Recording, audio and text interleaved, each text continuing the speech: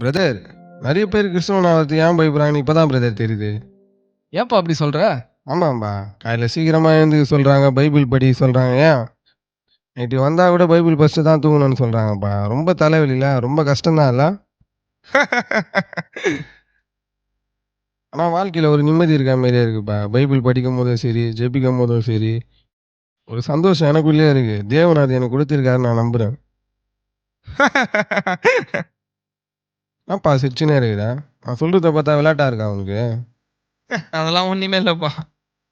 பா என்னப்பா நீ அவர் வாழ்க்கை அனுபவத்தை சொல்றாரு, அது போய் சிரிச்சு இன்சல்ட் பண்றியாப்பா? என்னப்பா நீ? ப்ரோ அவருக்கு இன்னும் அனுபவம் பத்தல ப்ரோ. என்ன அனுபவம்? நம்ம சம்பாதிக்கிறோம். நம்ம தானே கஷ்டப்படுறோம். ஆமா. பணம் என்கிட்ட இருந்தானா என் மனைவி கிட்ட இருந்தானா? நீ என்ன சொல்ல வர? எல்லாம் என் குடும்பத்துக்காக தானே. அது போல தான். என் குடும்பத்துக்காக என் மனைவி ஜெபம் பண்ண போறாங்க. நாங்க எல்லாரும் பரலோகத்துக்கு போயிட போறோம். எங்கேயா ஸ்நாக்ஸை காணோம்?